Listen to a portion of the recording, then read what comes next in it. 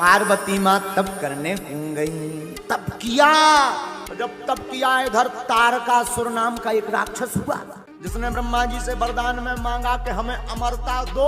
अमर तो हम भी नहीं है, तुम्हें कहां से कर दे, हमारी भी ड्यूटी फिक्स है, प्राण फिक्स है। अच्छा तो अमरता का वरदान नहीं देना तो दूसरा वरदान दो। क्या? हम शंकर जी के पुत्र से हाथों से मरे, क्योंकि उस वक्त शंकर जी के कोई संतान नहीं थी, सती जी स्वाहा हो गई थी। उसने सोचा ना ब्याह होगा, ना लड़का होगा, ना हम मरेंगे, अमर ही बने रहेंगे। बोलो सीताराम। ब्रह्मा जी बोले तथास्तु। अब तारकासुर उपद्रव करने लगा, देवता घबराने लगे। शंकर जी के पास गए, बोले प्रभु बहुत दिन से ब्याह के लड़ुआ नहीं खाए। शंकर जी बोले हम क्या करें, आप तनक ब्याह तो चन्या मैया कर लो। शंकर जी बोले हम ब्याह ना करें, एक बेर भाव हम ही जाने का भाव। बोले का भाव? बोले देवी जी हो गई स्वाहा।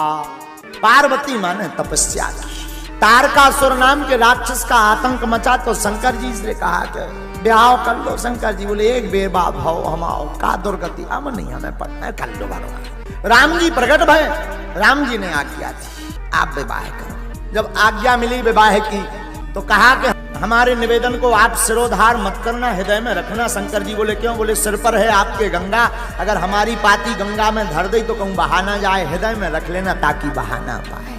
बोले बाबा ब्याह के लाने तैयार है। बोले अब लड़की बताओ।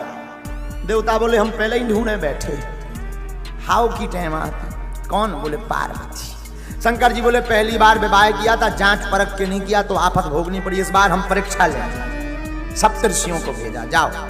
सप्तऋषि गए। पार्वती शंकर के चक्कर में मत पड़ो, देखो निष्ठा हो तो ऐसी। लोग कहते राम मिलते नहीं है, लोग कहते शंकर मिलते नहीं है, जरा सुनना।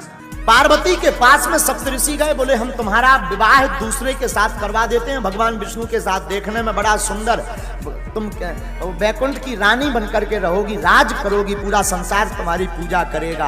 अब वो तो नगन है, अमंगल भेष वाला है, न रहने का ज्ञान, न खाने का ज्ञान, भूतों के संग रहता, कैलाश पर्वत पर रहता, कहाँ जिंदगी बर्बाद करोगी।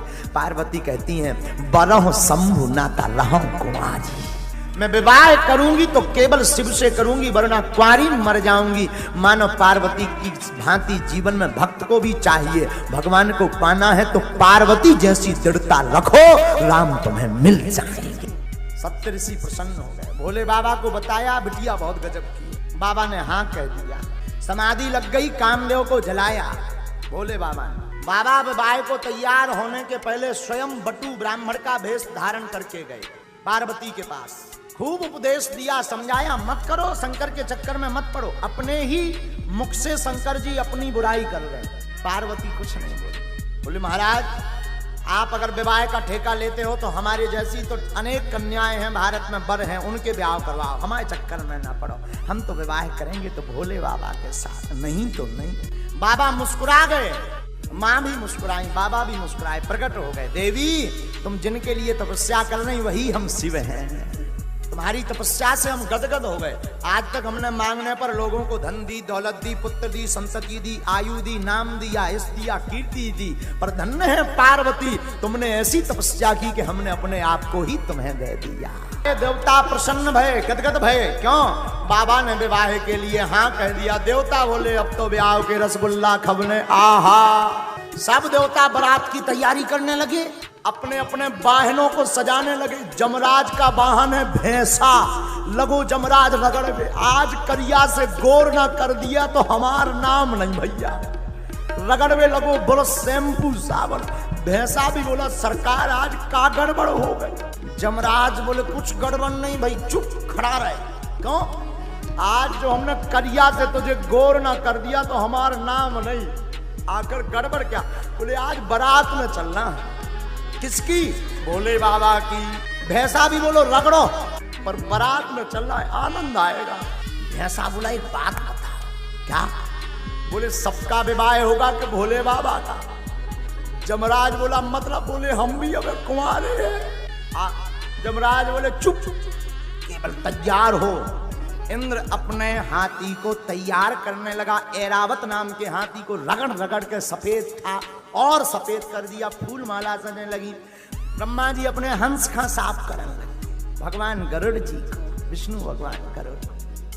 लेकिन जी को ब्याह होने की तरफ किसी की नजर नहीं, उनके रिश्तेदार है नहीं, ना भाभी ना भैया ना मताई ना बाप। अब तैयार को करवाओ। शाम की टाइम गढ़ों को याद आई कि दूल्हे राजा तो ऐसे ही बैठे नगरदम। नंदी बोले सरकार आज आपको ब्याह है? बोले बाबा बोले है तो है। बोले कम से कम तैयार तो हो जा। शंकर जी बोले कहाँ होना, चलो। नंदी बोले जौन है साहब के चलवे यहाँ कह रहे को वहाँ अपनी बिटिया नहीं देने, उल्टे रसगुल्ला और फेंक के मार। शंकर जी बोले तो क्या करें? कछु सज लो, मुकुट ले आए। शंकर जी बोले नहीं जरूरत नहीं, बाहर खुले हैं तुम्हारे। कामदेव को भस्म किया तो भोले बाबा के बाल खुल गए थे। बोले इन्हीं को संभाल। जटाओं को लिया शंकर जी के गणों ने, बड़ी बड़ी जटाओं का मुकुट बना दिया। बोले आ हा गजब होगा भैया, अब लो मुकुट को काम तो खत्म होगा। लेकिन एक गड़बड़ हो गई। बोले क्या? भृंगी बोले दूल्हा का पहचान है सेहरा। तो नंदी बोले ये सेहरा कैसा होता है? बोले लंबो लंबो लटको रात मुंह के ऊपर। अब सेहरा कैलाश पे कहां से मिले? नंदी बोले चिंता मत करो। नंदी भगते भगते गए 25-30 पतरे पतरे सांप ढूंढ लिए। सांप को पकड़ के उनके मुंह की तरफ में गांठी एक सांप से लगा दी, मुंह को कर दिया जटाओं में फिक्स, पूंछ लटका दी सामने। भृंगी से नंदी बोले अब बताओ सेहरा कैसे? बोले दूल्हे का सेहरा सुहाना लगता है। गजब का सेहरा हो गया भैया दूल्हे का। बोले ऐसा सेहरा तो किसी का नहीं होगा। शंकर जी ने नाग का सेहरा क्यों पहना? बोले तुम शादी में बड़े ही खुश रहो पर काल तो सिर पर बैठा ही है। नाग का सेहरा भोले बाबा का। अही मोर कुंडल कैसे? शंकर जी के गण कुंडलों में भी ड्यूटी लगी। पतरे पतरे पीरे पीरे सांप ले आए, कानों में दोनों तरफ एक सी साइज के कानों में सांप फंसा दे। अब गजब करा भैया, ऐसा नहीं मैचिंग बाई मैचिंग, पीला तो पीला, फिर नीचे हरा सांप तो हरा, फिर और नीचे 3 छल्ला में काला सांप तो काला। अब मुकुट हो गया, सेहरा हो गया, कुंडल हो गया, पर भैया दूल्हा का मेकअप बना भैया। ये मेकअप कैसा होता? बोले भूरा भूरा हो जाता है आदमी, तो मेकअप की क्या जरूरत है, ये तो पहले ही सफेद। बोले नहीं नहीं पाउडर तो लगना चाहिए। अब पाउडर कैलाश पर्वत में कहां से आएगा? नंदी बोले रुको भृंगी 10 किलो भस्म लेकर के आए।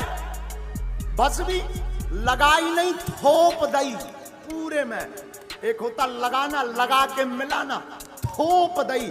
एक तो भोले बाबा वैसे ही सफेद तो भस्म लगने के बाद और बगल भूरा दिखने लगे।